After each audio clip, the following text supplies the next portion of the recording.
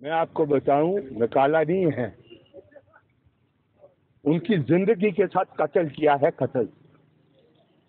They have destroyed their whole family. 8-8 9 9 साल से कार्यरत है वो। कोविड के समय कोई नहीं निकलता था बाहर, मेरे से पूछो, हमने देखा।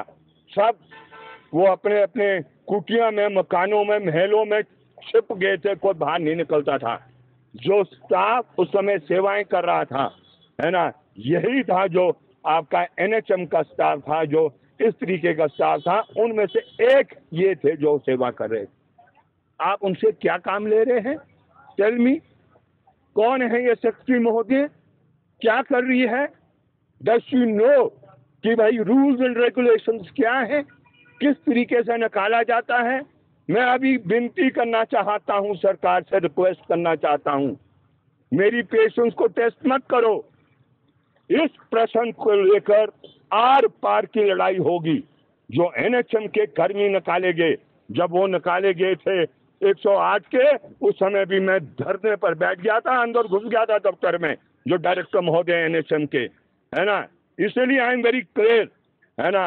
मैंने कहा है, क्रेडिट दिया है गवर्नमेंट को इश्यूज को लेकर, लेकिन इस इशू को लेकर they can be no compromise. इसके कोई समझौता नहीं हो सकता है।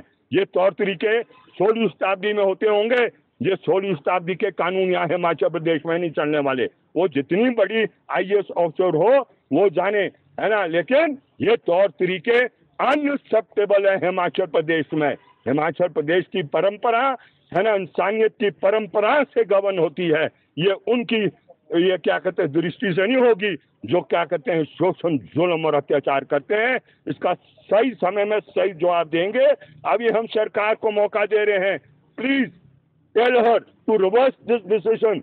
ये इलीगल है, गैर कानूनी है, मन मर्जी का है, ऐसा कानून अनुमति नहीं देता है, और हम भी अनुमति नहीं देंगे ऐसे इस तरीके से किसी की जिंदगी को तबाह करने के लिए। और मेरी जानकारी में ये है, एक तो उनमें से हैंडीकैप है। आप ये करना चाहते हैं हैंडीकैप के साथ? बहुत दुर्भाग्य है और बहुत दुखद है कि इस तरीके का कार्य हो रहा है, और वो भी सचिव वाले सरकार की नाक के नीचे ऐसा कार्य हो रहा है। It is intolerable. वहीं पर टिप्पणी नहीं करना चाहता हूं। मैं माननीय मुख्यमंत्री महोदय से एक दफा अपनी दिल की बात शेयर करना चाहता हूं, और उसी के बाद मैं इस पर टिप्पणी करूंगा। इस समय मैं आपसे माफी मांगता हूं, मैं आपसे क्षमा मांगता हूं, और जो मुझे देख रहे हैं उनसे भी मैं मांगना चाहता हूं माफी।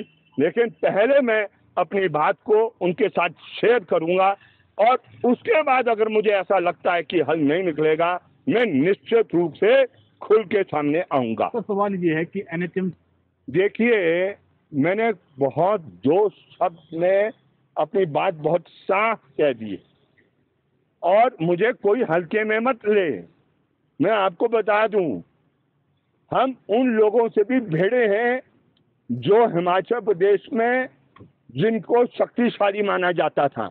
हमने कभी परवाह नहीं की, और इसलिए मैं जेल भी एक दफा नहीं अनेकों दफा गया है। एक मुकदमा नहीं, अनगिनत किस्म के मुकदमे हैं। जिस धारा को हम ये अपनाए हैं, वो धारा एक इनकलाबी धारा है, और ये जो कार्य किया है, मैं आपको क्लियर बता रहा हूं, आप भी यही हैं, हम भी यही हैं, इसका दूध का दूध, पानी का पानी होगा, है ना। ये आर पार की लड़ाई में होगा। इसलिए हम समय में नहीं कह रहे हैं, हम सिर्फ कह रहे हैं समय रहते हुए please reverse this decision. This is not tolerable. ये कोई बर्दाश्त नहीं कर सकता है। ये इंसानियत के गुणों के विपरीत है, और इसलिए मैंने कहा उनकी जिंदगी के साथ, उनके परिवार के साथ ये कत्लेआम किया गया है, कत्लेआम किया गया। इस तरीके से नहीं निकाला जा सकता है। ये देश और ये व्यवस्था संविधान के तहत चलता है। ये मर्जी से नहीं चलता है कि आज मैंने रख दिया और कल को निकाल दिया। ऐसा कानून वो बनाना चाहते हैं जो ये भारत सरकार में बैठे हैं, लेकिन उस कानून को अभी भी लागू नहीं कर पाए हैं कि मर्जी से रखा जाएगा, मर्जी से निकाला जाएगा। This can not be allowed to take place. अगर ये हो गया तो सचिवालय में कोई नहीं बचेगा, इस प्रदेश के अंदर कोई नहीं बचेगा, इसी तरीके से निकाल दिया जाएगा। इसलिए everything has to work within a framework of law, है ना, रूल्स रेगुलेशन के आधार पर ये करना है। और ऐसे भी कानून बना दोगे तो ये कानून नहीं चलने वाले हैं, विरोध होगा। और विद्रोह सिर्फ विरोध नहीं होगा, विद्रोह की तरफ वो तब्दील होगा। पीछे एक मामला आया, हेल्थ सेक्रेटरी ने जो आउटसोर्सेज पे लगे हुए एम्प्लॉय थे उनको 3 लोगों को अपने घर में झाड़ू पोछे सफाई के लिए रखा। जो लोगों के हेल्थ को देखने के लिए रखे हुए कर्मचारी थे उनको हेल्थ सेक्रेटरी ने अपने घर पे काम के लिए रखा, और उसके उपरांत अगर उन्होंने आवाज़ उठाई तो उन तीनों को उनको नौकरी से निकाल दिया गया।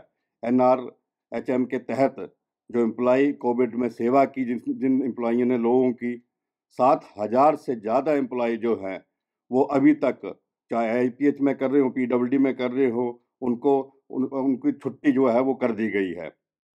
ये कैसी सुख की सरकार है?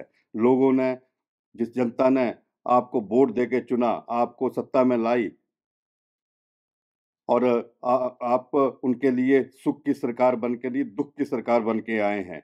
मुख्यमंत्री का ये बयान बड़ा निंदनीय है कि ये ठेकेदार के लोग हैं। अब आउटसोर्सेज रखे हैं, 40,000 एम्प्लॉय हिमाचल प्रदेश में काम कर रहे हैं, और अब उनके ऊपर भी खतरा मंडराने लगा है। ये सरकार जो सत्ता में आई है, रोजगार 5 लाख रोजगार देंगे ऐसे करके सत्ता में आई है, लेकिन क्या जनता को ये पता था, क्या बेरोजगारों को ये पता था कि ये सरकार जो है वो 5 लाख एम्प्लॉय बेरोजगारों को रोजगार देने नहीं, अपितु जो लोग लगे हुए हैं, जो बेरोजगार अभी आउटसोर्सिंग के थ्रू लगे हुए हैं, उनको भी निकालने का काम कर रही है। मैं इसकी कड़ी निंदा करता हूं और उसकी जांच की मांग भी करता हूं। हमसे जुड़े रहने के लिए हमारे YouTube चैनल को सब्सक्राइब करें और नई वीडियो की नोटिफिकेशन के लिए बेल आइकॉन को दबाएं।